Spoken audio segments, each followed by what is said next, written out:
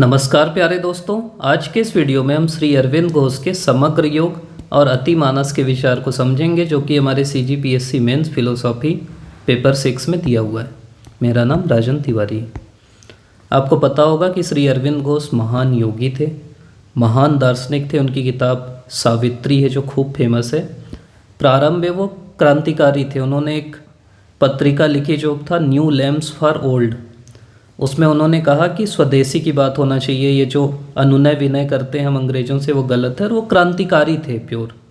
बाद में उनको फिर जेल होती है, उसके बाद वहाँ से वो निकल के योगी बन जाते हैं और जाके पांडिचेरी में अपना आश्रम स्थापित करते हैं। वहाँ उन्होंने एक विचारधारा दी जिसको बोलते हैं हम समग्र योग।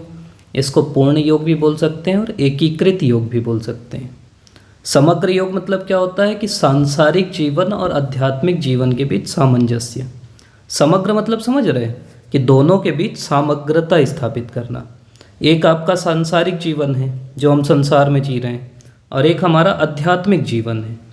तो दोनों के बीच जब हम सामंजस्य स्थापित करेंगे, मतलब एक होता है कि आप जीवन अपना छोड़ दो, जंगल चल दो, जीवन त्याग कर दो, संन्यास ले लो, उसके बाद भगवान मिलेंगे। इस दुनिया से चल दो तो भगवान मिलेंगे। अरविंद घोष ने कहा कि जीवन को बिना खोए भगवान को प्राप्त करना ही समग्र योग है। मतलब हम सांसारिक जीवन और जो आध्यात्मिक जीवन है दोनों के बीच सामंजस्य स्थापित कर सकते हैं। दूसरी बात, समग्र योग समग्र क्यों है? उस समय अलग अलग योग थे, इनका आप नाम भी सुने होंगे। हठ योग होता है, राज योग होता है, कर्म योग होता है, ज्ञान योग होता है, शक्ति योग होता है। तो अरविंद घोष ने कहा कि ये सभी योग एकांकी हैं। मतलब हठ योग केवल हठ की बात करता है, राज योग राज की बात करता है, कर्म योग केवल कर्म करो बोलता है, ज्ञान योग केवल ज्ञान प्राप्त करो बोलता है। समग्र योग इन सभी योगों में जो भी अच्छी अच्छी चीज़ें हैं उनका सामंजस्य है। मतलब ये एकांकी नहीं है, एक ही बात नहीं करता, ये सभी चीज़ों की बात करता है। अगला पॉइंट क्या है समग्र योग का? आपको पता है कि हर चिंतक बोलता है कि आप ये मानिए कि हमारे अंदर ही भगवान है। अहम ब्रह्मास्मि, मैं ही ब्रह्म हूँ। मतलब मानव अपने अंदर के ईश्वर को पहचान के नैतिक आचरण करे। वो ये माने कि मेरे अंदर भी भगवान है, सबके अंदर भगवान है, मतलब अच्छे से हमको आचरण करना है।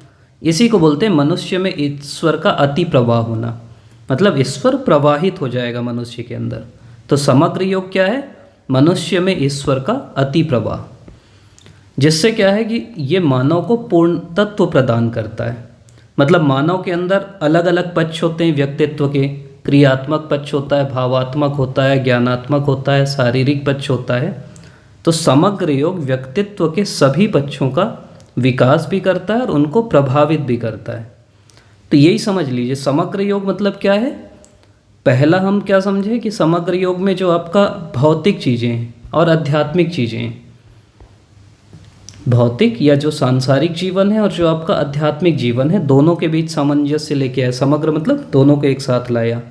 जीवन को बिना खोए मतलब हम भगवान को पा सकते हैं।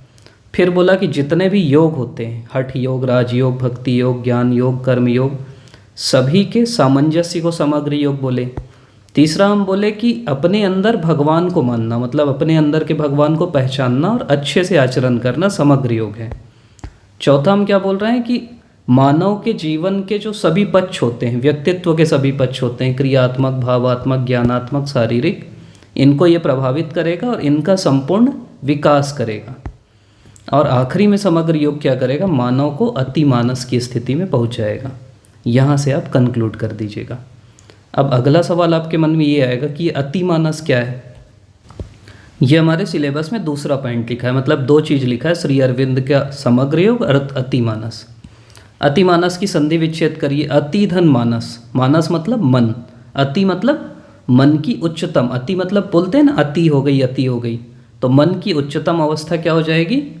मन या चेतना की उच्चतम अवस्था अतिमानस।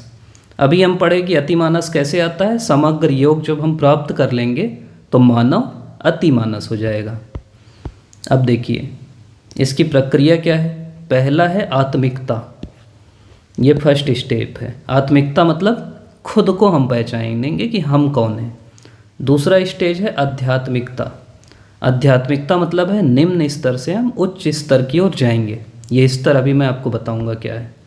और तीसरा है अति मानसिकता या अति मानस। ये तीसरा स्टेज है जिसको बोलते हैं कि अब हम पूर्ण योग को प्राप्त कर लिए। तो ये आत्मिकता, इस टाइप का कोई चित्र आप बना सकते हो। दूसरा आध्यात्मिकता और तीसरा अतिमानसता। अब ये निम्न और उच्च स्तर क्या है, ये चित्र से समझिए। देखिए ये सबसे पहले आप ये जो है पहले जड़ तत्व होंगे अपन, भूत जो बोलते हैं।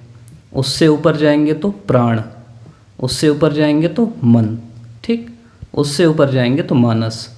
भूत, प्राण, मन, मानस, BPMM। ये चारों क्या कहलाते हैं, अंधकार के क्षेत्र कहलाते हैं या निम्न स्तर कहलाएगा ये, ठीक।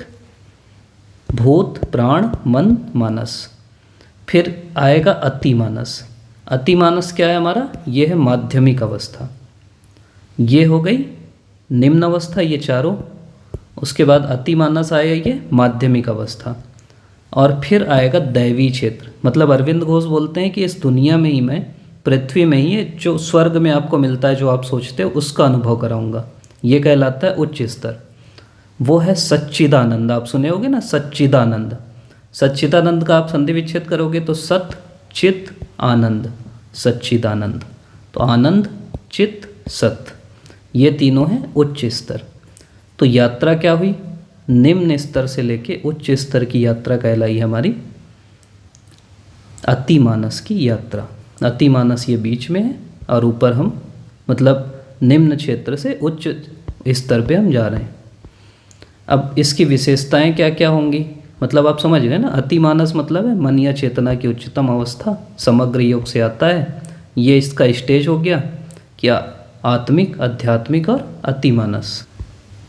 उसके बाद ये आप चित्र बना दीजिएगा, भूत, प्राण, मन, मानस, अतिमानस, आनंद, चित, सत। ये नीचे के चारों अंधकार के क्षेत्र हो जाएंगे या निम्न स्तर। फिर ये माध्यमिक अवस्था अतिमानस और ऊपर का दैवी क्षेत्र या उच्च स्तर। अब अतिमानस की विशेषताएं क्या क्या हो सकती हैं। तो पहली विशेषता आपकी क्या हो जाएगी कि ये क्रमिक रूपांतरण है। क्रमिक हम देखें ना, क्रम से हो रहा है ना, ये विकास हो रहा है। और ऊपर से नीचे जाएंगे तो आपका होगा क्या बोलेंगे, विनाश होगा, कमी आएगी आपके अंदर। तो क्रमिक है, यहाँ रहेंगे, फिर यहाँ बढ़ेंगे, फिर यहाँ बढ़ेंगे, मानस जाएंगे, अतिमानस जाएंगे, आनंद जाएंगे, चित्त जाएंगे, सत जाएंगे। तो ये क्रमिक है। दूसरा ये क्या है, बुद्धि को छोड़ के प्रज्ञा में प्रवेश करते हैं। बुद्धि से उच्चतम अवस्था को बोलते हैं प्रज्ञा, ज्ञान आता है उससे। तीसरा है कि ये संपूर्ण मानव जाति के लिए आध्यात्मिक जीवन की बात करती है। मतलब ये ऐसा नहीं कि एक व्यक्ति को मिलेगा, ये बोलते हैं कि सभी आध्यात्मिक जीवन जिएं, पूरी मानव जाति अध्यात्म की रास्ते पे चले। और अगली चीज़ अरविंदो बोलते हैं कि हमको प्रकृति के साथ मिलके चलना है। हम पुरुष कहलाते हैं, प्रकृति होती है दूसरी। तो प्रकृति का भी महत्व दिया गया है इनके अतिमानस के विचार में। एक चेतना के चरण भी हैं। सबसे नीचे है सामान्य मानस, फिर ऊर्ध्व मानस, फिर उद्भासित मानस, फिर अंतर्बोधि मानस, फिर अधिमानस, फिर अतिमानस। सब लिखना तो नहीं है, इसको एक्सप्लेन नहीं करना है। अगर बड़ा सवाल आया और आपको ये याद हो सकता है, सामान्य, ऊर्ध्व, उद्भासित, अंतर्बोधि, अधिमानस, अतिमानस, तो ये लिख देना कि ये चेतना के चरण हैं। इसकी हम आलोचना भी कर सकते हैं। आलोचना क्या कर सकते हो, पहली आलोचना तो वही कि ऐसा विचार है जो सामान्य मानव के समझ से दूर है। अपने को भी लगता है यार क्या मतलब सतचित आनंद ये वो, मतलब जो मानव बुद्धि है अतिमानस समग्र योग, ये मानव बुद्धि के लिए उतना नहीं है, प्रैक्टिकल विचार नहीं है। ऐसा इनकी आलोचक इसकी आलोचना, मतलब ये कहते हैं कि ये दर्शन अमूर्त है, व्यवहारिक जीवन में व्यवहारिक नहीं है, मतलब सामान्य जीवन में। तो ये सब इसकी आलोचना है। आप अभी तक देख रहे हैं, इसके लिए आपका बहुत बहुत धन्यवाद। बाकी चिंतकों को भी हमने करा दिया है, तो वो आप देख सकते हैं चैनल में हमारे। और लाइक करिएगा, शेयर करिएगा, सब्सक्राइब करिएगा, जिससे और हमारा उत्साह बढ़े। आगे ये वीडियो सीरीज़ आते रहेगी। आपका पुनः बहुत बहुत धन्यवाद।